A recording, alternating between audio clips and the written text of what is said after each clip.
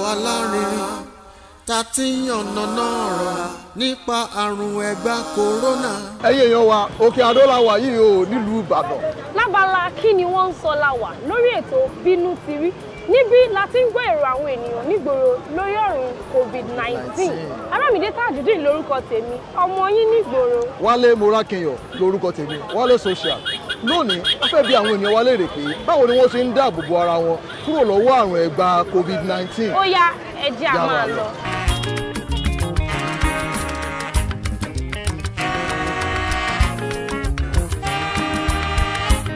ẹ kú dédé ìwòyí o bàámi. Kásán o. ẹ ṣáà ti gbọ́ nípa àrùn ẹ̀gbà coronavirus. A ti gbọ́ nípa rẹ̀. So báwo lẹ ṣe ń dáàbò bo ara yín kúrò lọ́wọ́ rẹ̀? Tá bá ti ń jáde a máa ń lo ìbòmú. Tá bá dẹ̀ sí lọ síbi tí èrò pọ̀, tá bá ti délé á fọwọ́ wa. So a fi àwọn nǹkan tí ò ní jẹ́ kí àrùn yẹn kó wọnú ara wa fi fọwọ́ wa. Kò jù bẹ́ẹ̀ lọ. Kò jù bẹ́ẹ̀ lọ. Ẹ gbọ́ nípa àwọn ọ̀nà mìíràn tó tún lè gbà fi dáàbò bo ara ẹni jù bẹ́ẹ̀ lọ. A gbọ́ lóríṣiríṣi. Bí èwo tún ni? Pé tá bá ti lọ sáàárín àwọn èèyàn ká má sún mọ́ra wa jù. Ká máa yàgò fúnra wa níbi tí èrò bá ti pọ̀, ká máa jìnnà síra wa díẹ̀díẹ̀. A dẹ̀ máa ń ṣe bẹ́ẹ̀.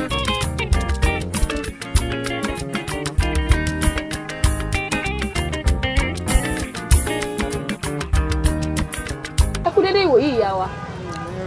Ẹ kú iṣẹ́. Báwo ni ẹ ṣe ń dáàbò bo ara yín lórí àrùn COVID-19? Gbogbo nǹkan tẹ́ ní ká máa ṣe náà là ń ṣe. Nǹkan tá a ní kẹ́ máa ṣe bíi À ń fọwọ́ wa lóòrèkóòrè. À ń lo sanitizer láti fi pa ọwọ́. A dẹ̀ ń lo kíní ìdáàbòbò nose cover.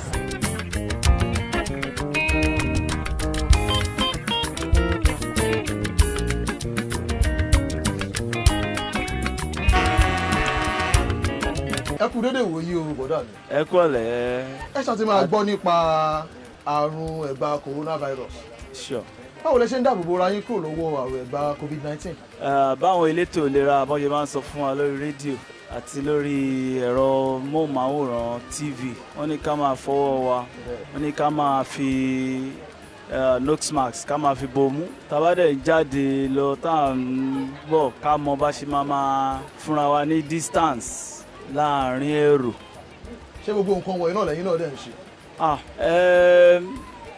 À ń ṣe díẹ̀díẹ̀, kì í ṣe pé bóyá nítorí àtijọ́ àti mú, kì í ṣe pé bóyá déédéé torí nose mask yẹn gbà mí gan téèyàn bá wò ó ń bojú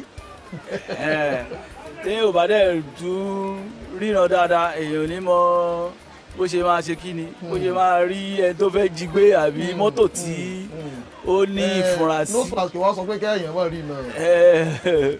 ẹ ṣe mọ bí wọ́n ṣe máa ń lò nígbà bíi téèyàn máa ń rí lórí TV tọ́jú tún sọ pé àwọn ọlọ́pàá àbáwọn agbófinró ṣá wípé wọ́n máa múyàn ṣùgbọ́n èèyàn ṣáà máa dọ́gbọ́n ṣe.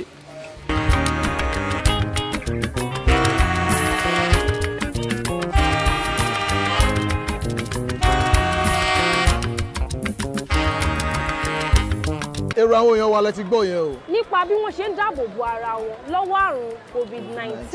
Ẹ jẹ́ ká padà sọ́dọ̀ Adédayọ̀ fún ìtẹ̀síwájú ètò Bínútirì. Bínútirì.